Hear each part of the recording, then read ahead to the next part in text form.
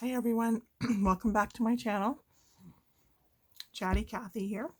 So this video is because Cool Judy said she'd like to see the process for how I made the challenge this week in Purple Poppy. So I took pictures and I showed a video explaining it, but then she wanted to see details about the concertina fold, and so here we are with my cup of tea, because how else could I manage? I finished working, then I got a couple things done, and I didn't drink the tea before I got on here with you guys, so I'm having it with you. All right, so for the one that I created for this week's challenge, I actually used this Shakespeare paper, but I brought along some other papers that would actually be the folded concertina, and then other papers that I thought would be good to act as the decorative parts, like I did in this one, the parts that I actually covered the page with to give it strength. Okay, so you can use anything, but because I love the look of this old Shakespeare book, that's why I'm using that. It's really not strong enough, but it folds well, and if you add paper to it, it's going to be stronger. It's going to be strong enough. All right, so what I did, oh man, that spine on that thing is just like, look, it's crumbling, so it leaves like crunchy things on my desk. Every time I rip a page off, I have Shakespeare crunchies on my desk. So depending on what you want to use the little folder for, that would dictate how big a piece of paper you use. So mine had no intent. I just made it a certain size because I wanted to use this paper. And as it turns out, it's an ideal size if you wanted to put gift cards in it, or if it was going to be a little journaling spot in addition to a journal. This is an okay size. It could also be in a pocket, because if you didn't have a thick dangly hanging off it, it would tuck into a pocket really nicely. But if you wanted it to be bigger, then you might actually use a bigger piece of paper like this one, or a bigger book page. So it all depends on what you want to do with it. I would demonstrate folding this one up, but I was actually going to use this to decorate one. So let's just put that to the side for now, and I'll show exactly what I did to get the one that I made for the challenge, and then we can go on from there. So what I did first was imagine how deep I wanted my pocket to be, reasonably, given the size of the whole thing. So, you know, as you can see, I folded it. There was no, I didn't go into it with any measurements. Okay, so I did that. And then the next thing I did was really imagine how wide I wanted it to be. And I really didn't imagine that at this height it would be very wide. So I sort of roughly divided this into, I believe it was thirds. That's what I did. And it's not quite 9 inches. So I'm serious. Without precision, all I did was reason that if I have just a little less than 9, I want my first fold to be the shortest one, so that I don't have any problems with buckling in the middle. So I made my mark at approximately 6. Well, sorry, I'm at 3 right here on my mat, because I just didn't want to be off to the side too much for you guys. So let's say this is my mark at 3 inches. So roughly here. Oops.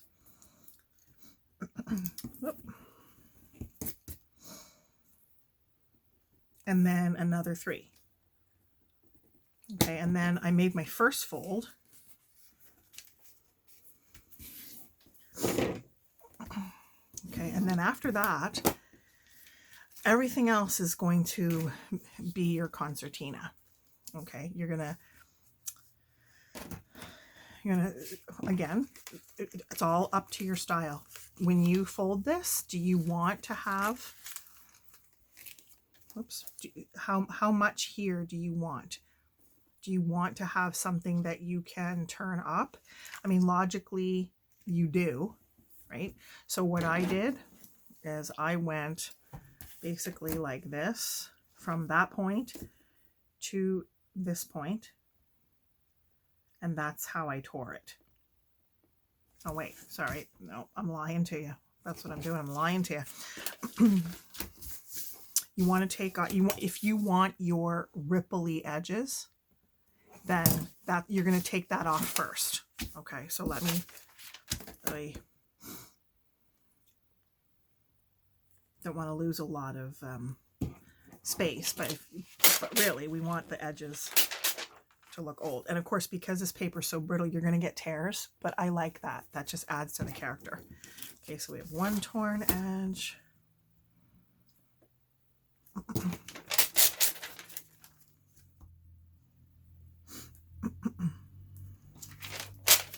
another one.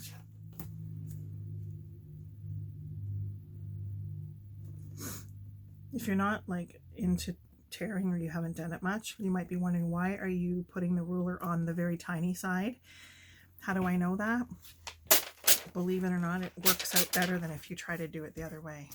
You get more consistent results doing it this way than if you go, if I tried to do this, I'd just be completely destroying that edge, and I'd end up with like chunks out of it instead of an evenly torn edge. All right.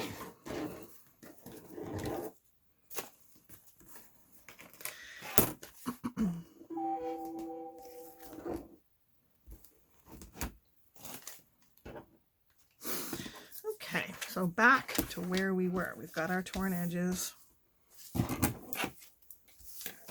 So there's that point where I plan to fold this in. So from there to here.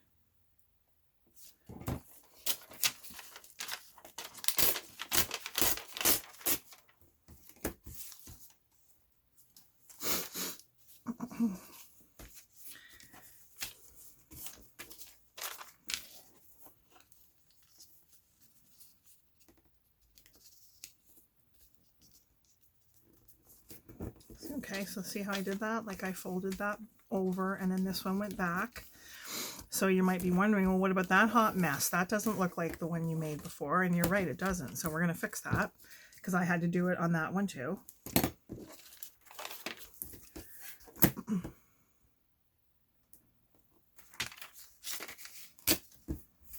get rid of that. And then because me and my OCD don't like things that are not consistent, I created another concertina edge by ripping this one down as well.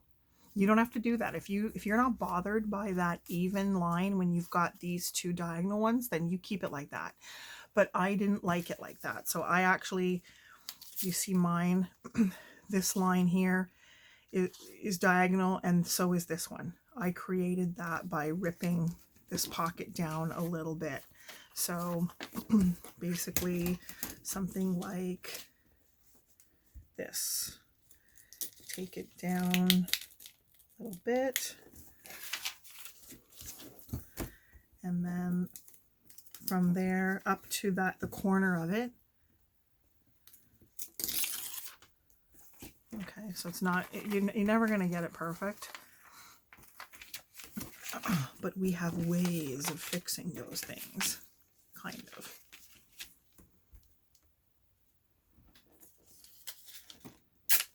Like that. Just like that. Almost everything is fixable. So now, I mean, this looks like a really hot mess, but it you know, so there's our folded up edge. There's our first fold. And then this is going to go back. And now we have our nice diagonals that make me happy. Okay, as I said, if it's not bugging you, then don't make that diagonal. I mean, technically, is it a functional pocket? Not extremely, but that's how you basically do it. So then, of course, before you glue it, you want to ink your edges because it's just a real royal pain to try to do it after. And inking is also something that's individual preference. Okay, when I see people put their thing down and go, whoosh, whoosh, whoosh, I'm sorry, I don't do it that way. Because like if you look at this paper and how it aged, the edges gradually aged in. And if we let this book age even more, it would get more and more yellow on the edges, but it wouldn't have like swooping rounds of discoloration unevenly going into the middle of the page. Only if moisture hit it or you spilt your coffee on it, or that's how it would look that way. But to me, and this is up for argument, a naturally looking aged page has like almost like the edges got burned somehow, or the paper was so brittle and it crinkled on the edges. That's how I imagine. So that's how I distress my papers, in case anyone cares. So then when you bring it up, you see like a darker brown against the light. And that's, to me, that's a pleasing result. So I'll almost completely do one, and then I'll fold a couple of other different sizes just to make it clearer.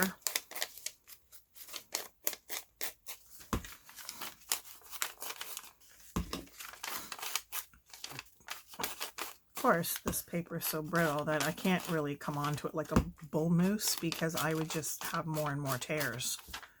That's what happens to it. Little tiny edge tears I like, but I don't want to completely compromise the functionality of the piece by ripping the edges a lot. So if you think that it'll be a floating item that is removed from the journal and, you know, kind of manhandled, then you're going to want to make sure the back is inked too. But I mean, if you wanted to glue it into your journal and just have it like functioning like that, or of course I'm going to glue this down right here so that we're going to have pocket, but maybe you don't want to do that. You might only want to glue this one. Okay, so if you glue only this one and you've got the moving piece, that's fine. You may glue it down, in which case, you know, why distress this page? So just keep that in mind. Don't, you know, if you've decided what you're going to do with it, then ink it logically. You don't want to be sitting here doing this on parts that are not going to get used. But I know that I won't glue mine in. It's going to be floating and movable. So I'm going to ink all the edges.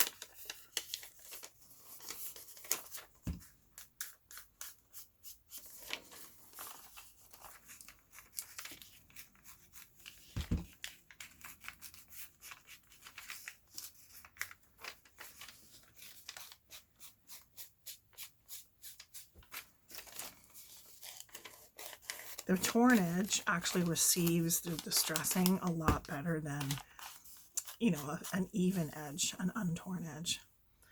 Ah, yes, of course, duh.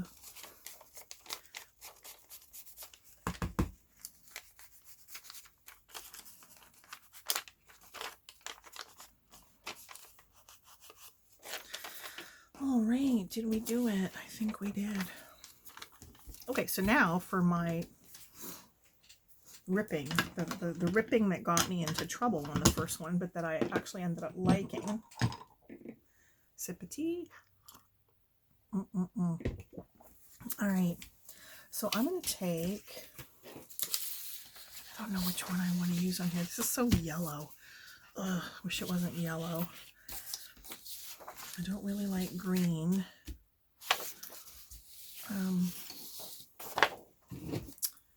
I think I'll actually like, as much as I don't like brown and turquoise together, I do like this paper a lot. So, so let's imagine that our running piece is going to be something that actually has significant pattern to notice that. Something where we can observe the continuous pattern. I'd have to wreck the whole piece to do that. So maybe that's not the ideal piece. And this is so thick. This one is so thick, but it's lovely. Oh yeah, with the hay. Let's do this one. Okay, so imagine that you're actually going to take this and cover the whole piece as if it were one. Now, of course, that's not what we're doing, but let's just say that it is. So that's going to tell me approximately how big I want to make this. So there's my edge right there. And I'm just going to need a little extra to make up for the parts I lose under the diagonals. So let's do this.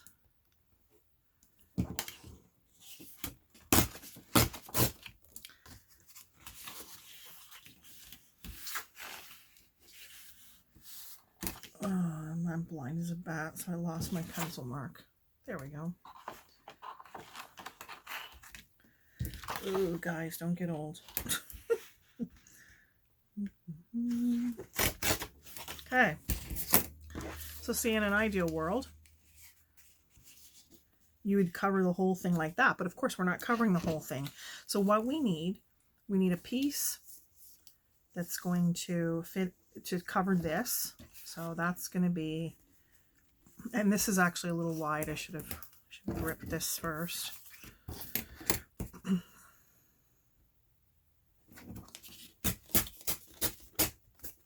Oh, bonus. Okay. All right. Will it fit in? Oh, still a little too wide, because see, if I want to glue this shut, this is still too wide, so I got to take a little more off.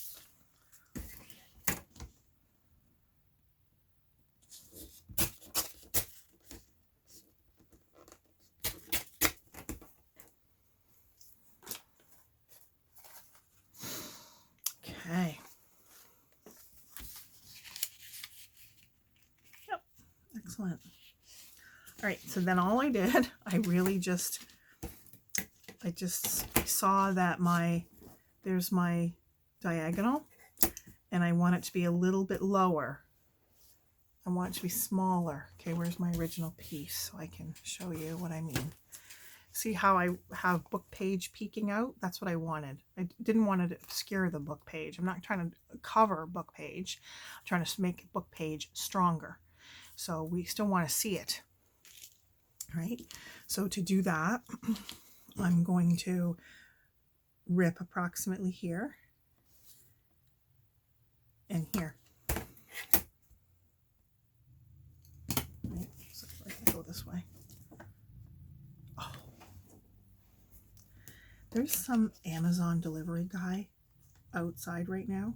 He's been in and out of this driveway so many times. I'm not kidding you. He drove in. I know it's an Amazon delivery guy because he delivered something to me. And then before he did that, though, he actually drove away. And I thought, I wonder if that was Amazon delivery. And they're confused about the address. And then like 2 minutes later, I hear his muffler again. His vehicle needs some kind of help. So then he came back and put the parcels on the front step.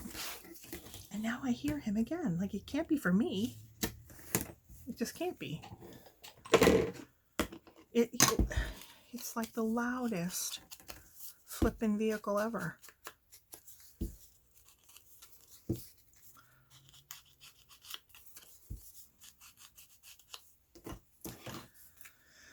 All right.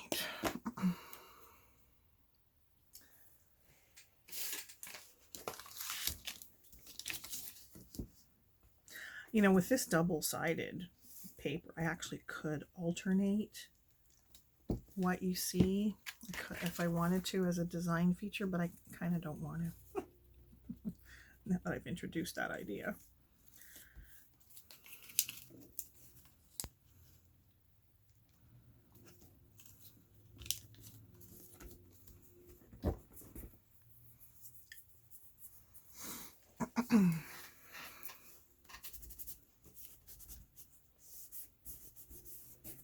So while I'm at it, I'm going to close this.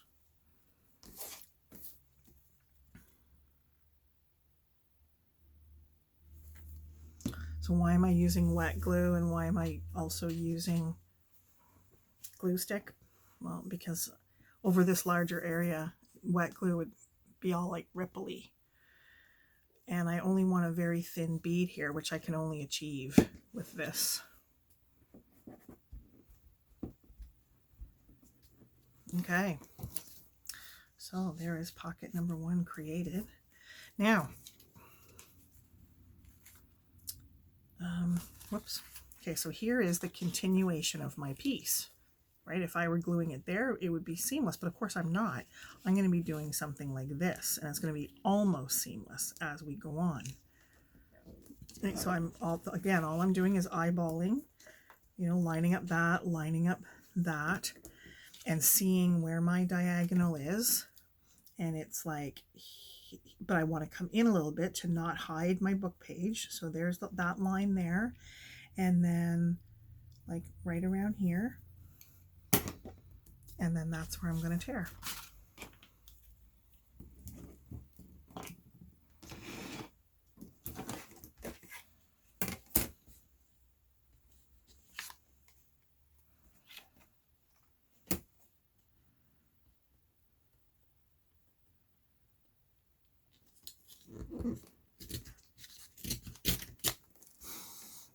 Okay.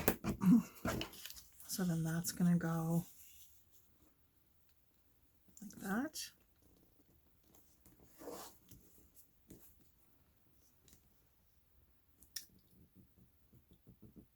There's the continuation of that.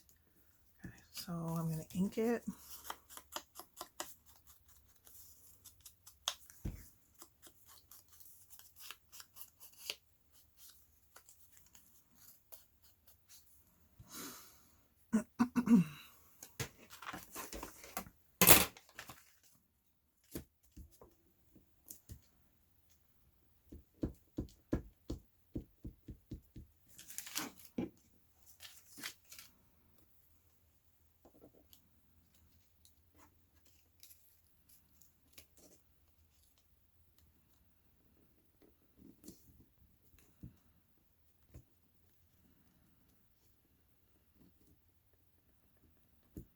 Trying to see that my amount of exposed book page here is relatively equal to the amount of exposed book page there, so that things look pretty lined up. So it's up to you, as I said. If you want to leave this open, you've created for yourself the same problem I created for myself when I stuck the third piece up here, and then realized when I opened it that, oh yeah, why would I have this random piece there? So that's fine if you're not bothered by that. If you just want the outside appearance to look like, you know, the one piece of paper, like, which is what I was trying to achieve, if that's okay and that doesn't bother you, then you're going to glue that there and not worry about the randomness of that. I didn't like it, so that's why I created the diagonal pieces to sort of make it make sense. So you don't, the eye isn't as shocked by this random hunk of paper there, because now there's another seamless flow with a break in the middle of it. That made more sense to me. So if you don't close this one, you have a second random hunk here that you need to do something with here, unless that doesn't bother you. You need to create a purpose for this. And to me, I don't see one. So that's why I closed mine to create a second pocket. So let's do that.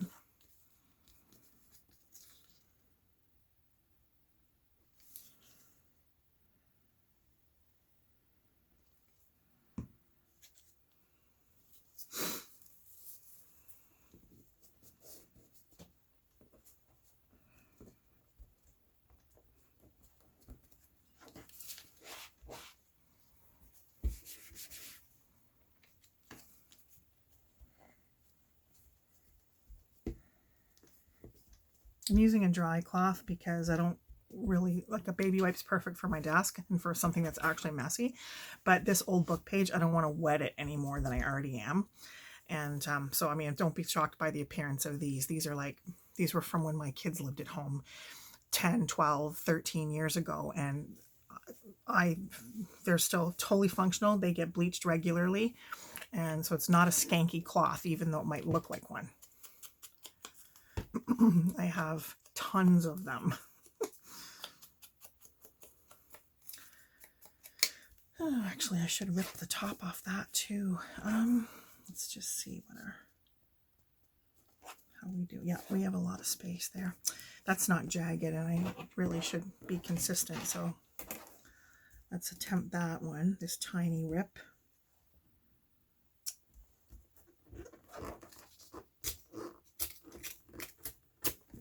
Yay! Wow, things are working out. You know how when you go to do a video or when someone's watching, suddenly everything gets all messed up? Well, it's not happening and I'm shocked. So here we are. We're going to line up again, just like we did before. See, like that. And then we're going to glue that one there.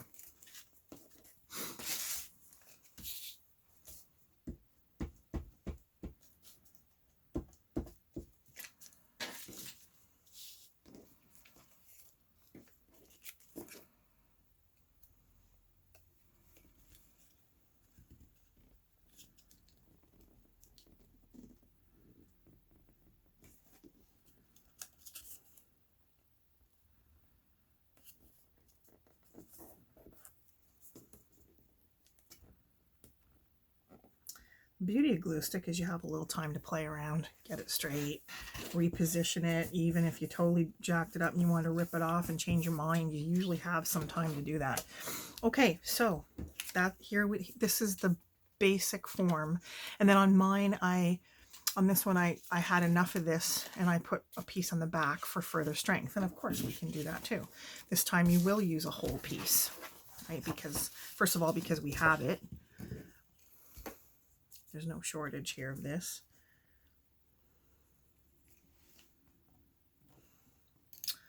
Yes, let's not make the same mistake twice. Let's rip our edges first.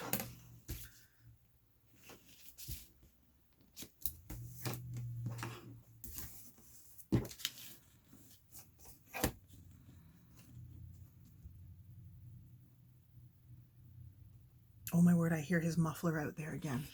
Maybe he's casing this house. Maybe that's what it is. He's like delivering Amazon parcels and actually scoping out the neighborhood. It happens. I'm not just being paranoid. We have this commercial here where this woman's talking about how much they love their new house. It's it's a commercial for some kind of, is it like an alarm thing or some kind of protection thing? And the whole premise is, oh, we love our new house, but you know, we would love getting our deliveries, but we live in a neighborhood with porch pirates and they would, you know, jack our parcels, and so we had to get this blah blah blah protect thing. And I'm thinking, yeah, I hear about that a lot in places where people jack Amazon parcels. Man, I'd lose my mind. We don't have that problem in this region too much. People aren't, it's not like a high crime. We're very, very fortunate. It's not a high crime sort of area.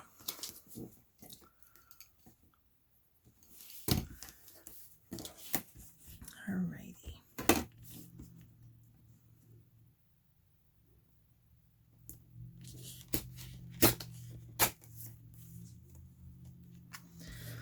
Okay. I love that. I love paisley. Look at that. I love paisley. I guess you could, if you wanted to, go totally pink on the back. If you had this kind of double-sided, and you could make this a whole journaling thing. But it's an idea, but normally I wouldn't even be covering it with paper that's this thick. Like my other paper that I used on the prototype was not at all this thick. I'm just using this because it matches well, and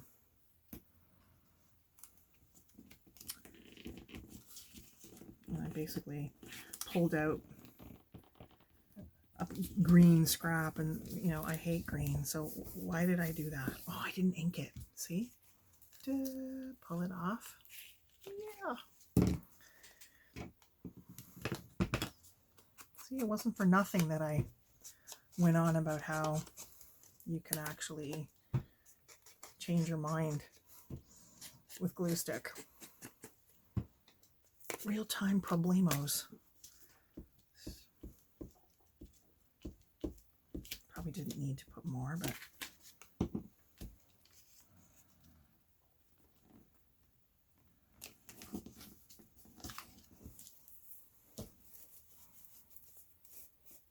yuck.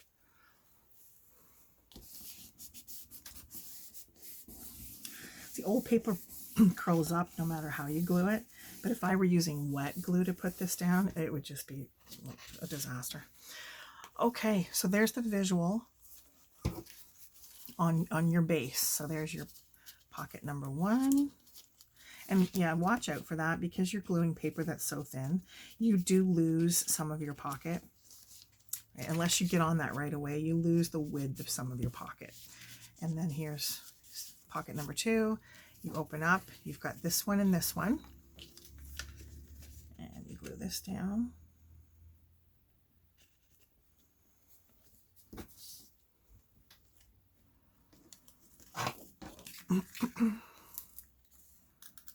Whoa. Right. That was joined.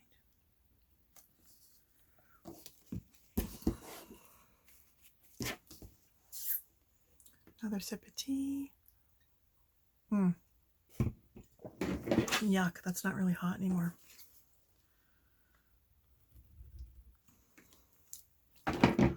Okay, so there we have it.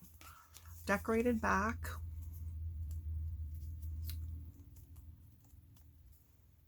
Flip open. Pocket here, pocket here.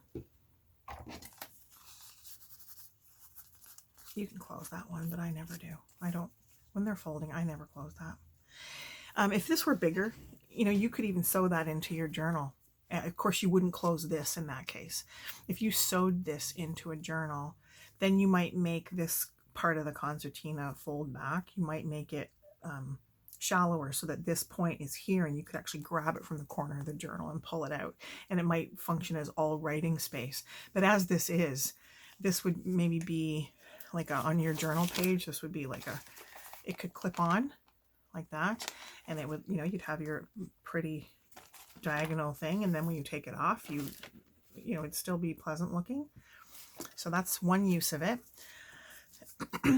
So then for a bigger size, you're really not going to do much different. You're going to decide, what do I want to use this for? So let's imagine, let's use this paper. Let's imagine we're making a big one. And so first, with paper that's more contemporary like this, you might not feel the need to rip your edges.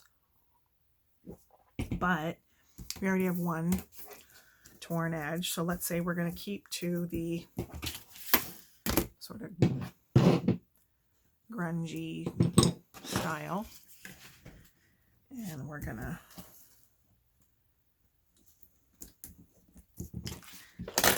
rip. Wow.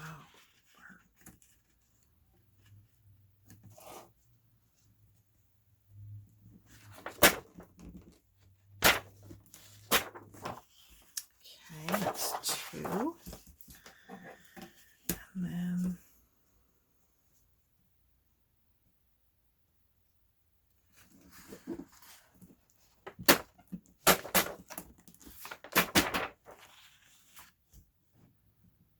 should have just ripped it, like that.